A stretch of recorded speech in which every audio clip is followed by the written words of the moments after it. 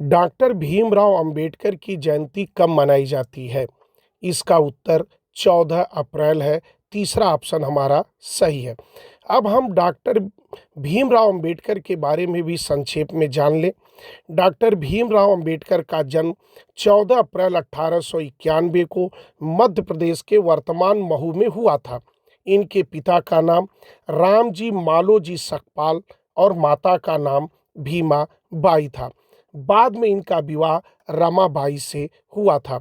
अपनी प्रारंभिक शिक्षा दीक्षा पूरी करने के बाद ये विदेश अध्ययन करने के लिए भी गए। वहाँ से अपनी पढ़ाई पूरी करने के बाद आके इन्होंने भारत में अपना कार्य करना शुरू किया। जब संविधान बन रहा था तो इनकी प्रतिभा को देखते हुए इन्हें भारतीय संविधान के प्रारूप समिति का अध्यक्ष भी बनाया गया और भारतीय संविधान को बनाने में इनके उल्लेखनीय कार्य के कारण इन्हें भारतीय संविधान का निर्माता या जनक भी कहा जाता है। और देश आज़ाद के बाद ये स्वतंत्र भारत के पहले कानून मंत्री भी बनाए गए। इन्होंने अपने जीवन में कई पुस्तकें लिखी। अगर मैं बात पुस्तकों की करूं तो भारत में जातियां, उनका तंत्र, उत्पत्ति और विकास, बुद्ध और बौद्ध धर्म, शूद्र कौन और कैसे, कास्ट इन इंडिया, और अगर साप्ताहिक समाचार पत्रों में बात करूं तो बहिष्कृत भारत और मूक नायक का नाम उल्लेखनीय है। वहीं पर अपने जीवन के अंतिम समय में इन्होंने बौद्ध धर्म ग्रहण कर लिया और 6 दिसंबर 1956 को इनकी मृत्यु हो गई। हम इनके मृत्यु को 6 दिसंबर को महापरिनिर्वाण दिवस के रूप में मनाते हैं, क्योंकि बौद्ध धर्म में जब व्यक्ति अपने शरीर का त्याग कर देता है तो उसे हम महापरिनिर्वाण कहते हैं। इसीलिए इनकी मृत्यु के दिन को महापरिनिर्वाण दिवस के रूप में मनाया जाता है। नेक्स्ट क्वेश्चन, महाराष्ट्र सरकार ने खुलदाबाद का नाम बदलकर क्या कर दिया है? इसका उत्तर है रत्नापुर, अर्थात ऑप्शन तीसरा सही है। अगर मैं इसके बारे में कुछ बातें करूं तो महाराष्ट्र सरकार ने संभाजी नगर जिले में स्थित खुलदाबाद का नाम बदलकर उसके ऐतिहासिक नाम रत्नापुर करने की घोषणा किया है, क्योंकि मुगल के आने के पहले इस स्थान का नाम खुलदाबाद का रत्नापुर ही था। लेकिन औरंगजेब के समय इसका नाम बदलकर खुलदाबाद कर दिया गया। अब उसका नाम फिर से रत्नापुर किया जा रहा है और इसी खुलदाबाद में मुगल सम्राट औरंगजेब का मकबरा स्थित है। नेक्स्ट क्वेश्चन, जेम्स एंडरसन कौन है जिन्हें नाइटहुड की उपाधि से सम्मानित किया गया है? तो इसका सही उत्तर है पहला पूर्व क्रिकेटर। अगर सबसे पहले इसके बारे में कुछ बातें करें तो नाइटहुड क्या है? नाइटहुड एक उपाधि है जिसे ब्रिटिश सम्राट या वहाँ की रानी किसी व्यक्ति को उसके विशेष योगदान के लिए या देश के प्रति उसके किए गए सेवा के लिए प्रदान करते हैं। और यह उपाधि प्राप्त करने के बाद हर व्यक्ति अपने नाम के आगे सर लगा सकता है। यह उपाधि अपने देश के लोगों के अलावा अन्य देशों के लोगों को भी दिया जाता है और इसमें हमारे देश के भी लोगों का नाम है। अगर मैं एक नाम लूं जिसे नाइटहुड की उपाधि दी गई थी, उसमें रविन्द्रनाथ टैगोर का नाम है। उन्हें उपाधि मिली थी, लेकिन जब जलियांवाला बाग हत्याकांड हुआ तो उन्होंने जलियांवाला बाग हत्याकांड के विरोध में रविन्द्रनाथ टैगोर ने इसी नाइटहुड की उपाधि को वापस कर दिया था। अगर और बातें करें तो हमारे देश के टाटा, रतन टाटा को और भारती मित्तल को भी ये पुरस्कार मिल चुका है। वहीं पर ये पुरस्कार इस समय इंग्लैंड के पूर्व तेज गेंदबाज जेम्स एंडरसन को यह दिया गया है और अभी यह जुलाई 2024 में इन्होंने 42 वर्ष की उम्र में अंतर्राष्ट्रीय क्रिकेट से संन्यास ले लिया था। नेक्स्ट क्वेश्चन, खुबानी फूल उत्सव 2025 का आयोजन कहाँ किया गया है? इसका सही उत्तर है दूसरा लद्दाख। अगर लद्दाख की बात करें तो लद्दाख में खुबानी के बागों में खिले फूल पर्यटकों को अपनी ओर आकर्षित करते हैं और 10 अप्रैल से यह महोत्सव शुरू हुआ है और इसमें पर्यटकों को लुभाने के लिए और उन्हें लद्दाख की संस्कृति और परंपरा से रूबरू कराने के लिए लद्दाख का पर्यटन विभाग पूरी तरह से तैयार है। यह लद्दाख केंद्र शासित प्रदेश है जो 31 अक्टूबर 2019 को बना था और इसकी राजधानी लेह है। नेक्स्ट क्वेश्चन, कौन सा राज्य विधानसभा में अनुपात प्रणाली लागू करने वाला भारत का पहला राज्य बन गया है? इसका सही उत्तर दूसरा उत्तर प्रदेश है। अगर मैं बात करूं तो उत्तर प्रदेश विधानसभा की अब कार्यवाही को हम हिंदी के साथ बुंदेली में, अवधी में, ब्रज में एवं अंग्रेजी में भी हम सुन सकते हैं। भारत की पहली हाइड्रोजन ट्रेन किस मार्ग पर चलेगी? इसका सही उत्तर तीसरा है जिंद सोनीपत मार्ग। अगर मैं इसके बारे में बात करूं तो भारत की पहली हाइड्रोजन ट्रेन हरियाणा के जिंद सोनीपत मार्ग पर चलेगी। यह मार्ग करीब 89 किलोमीटर लंबा है, जहां पर इस ट्रेन का ट्रायल शुरू हो गया है और इस परियोजना के तहत हम वर्ष 2030 तक भारतीय रेलवे को शुद्ध शून्य कार्बन उत्सर्जक बनाने का लक्ष्य रखा है। यह इसकी स्पीड की अगर बात करें तो इसकी स्पीड 110 किलोमीटर प्रति घंटा अधिकतम है और लगभग ये 2500 यात्रियों की क्षमता के साथ चलने की व्यवस्था की गई है। नेक्स्ट क्वेश्चन, भारत की पहली नाइट सफारी कुकरैल का निर्माण कहाँ किया जाएगा? इसका सही उत्तर है दूसरा लखनऊ। सबसे पहले हम बात करें नाइट सफारी की, तो नाइट सफारी का अर्थ होता है रात में चिड़ियाघर या वन्य जीवों को देखने जाना। रात में सक्रिय जानवरों को देखने को ही हम नाइट सफारी कहते हैं। यह लखनऊ में दुनिया की 5वीं और देश की पहली नाइट सफारी बनने जा रही है। इस नाइट सफारी को सिंगापुर की नाइट सफारी की तर्ज पर बनाया जा रहा है और ये प्रयास किया जा रहा है कि अगले विधानसभा चुनाव के पहले हम दिसंबर 2026 तक यह कार्य पूरा कर लें और इसे बनाने का लखनऊ में जो कुकरैल वन क्षेत्र है वहाँ पर ही बनाने की घोषणा की गई है। इसमें हमने 900 एकड़ क्षेत्र विकसित किया है और इसको बनाने में लगभग 1510 करोड़ रुपए खर्च आने का अनुमान है। नेक्स्ट क्वेश्चन, भारत का पहला वर्टिकल लिफ्ट रेलवे ब्रिज कौन सा है? सही उत्तर दूसरा है पंबन ब्रिज। पंबन ब्रिज के बारे में जाने तो ये प्रधानमंत्री नरेंद्र मोदी ने 6 अप्रैल 2025 को रामनवमी के दिन रामेश्वरम में भारत के पहले वर्टिकल लिफ्ट रेलवे ब्रिज का उद्घाटन किया। यह समुद्र के ऊपर बना हुआ ब्रिज है। यह रेलवे ब्रिज अगर हम देखें तो हमारे अतीत के, रामायण के काल के और भविष्य के काल को जोड़ता है। अगर मैं बात करूं इसका नाम क्यों वर्टिकल लिफ्ट बना है, तो इसे बीच से लगभग 17 मीटर तक ऊपर उठाया जा सकता है, जिससे बीच से अगर जलयान जाना हो तो जलयान जाने में कोई दिक्कत न हो, वह बड़ी आसानी से गुजर सके।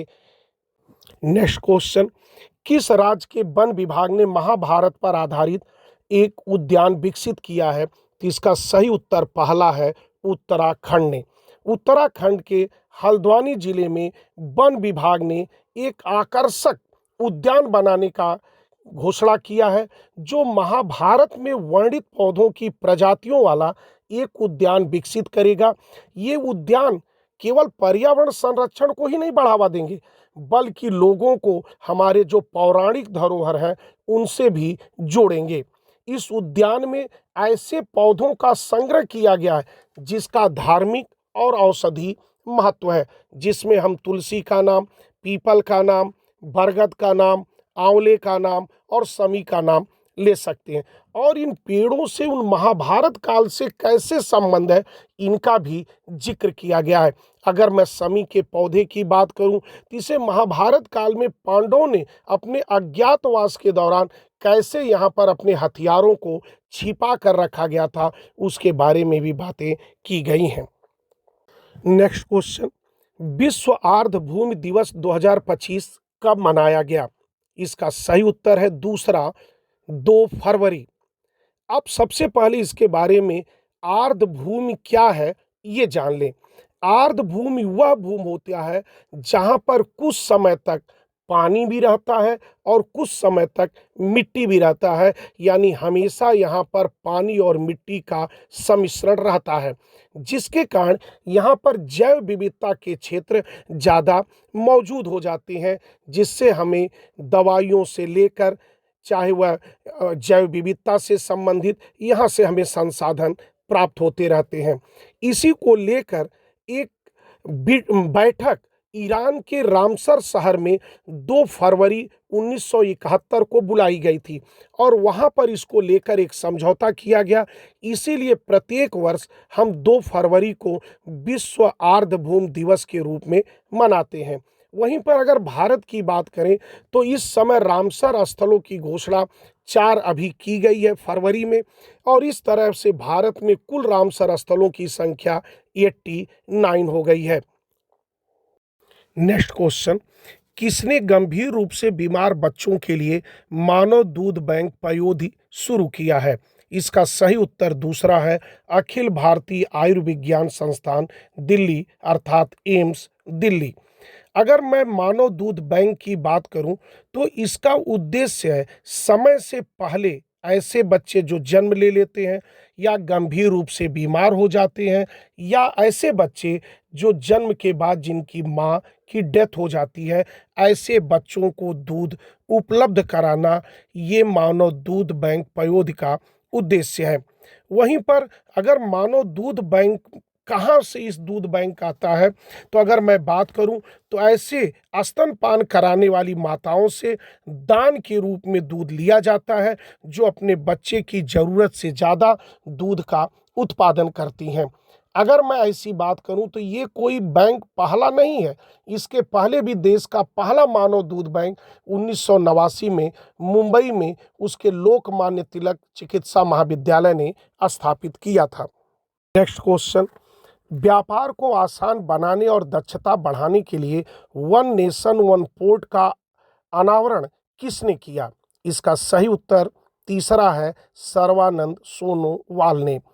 अगर मैं इसकी बात करूं तो 25 फरवरी 2025 को वन नेशन वन पोर्ट की शुरुआत केंद्रीय बंदरगाह जहाजरानी और जल मार्ग मंत्री सर्बानंद सोनोवाल ने की थी।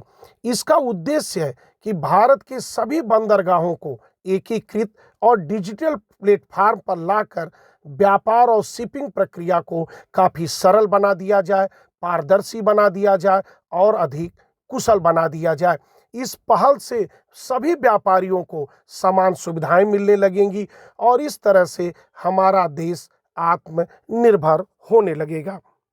नेक्स्ट क्वेश्चन, किस वाहन निर्माता कंपनी ने भारत में पहली बार हाइड्रोजन से चलने वाली हैवी ड्यूटी ट्रकों का ट्रायल शुरू किया है?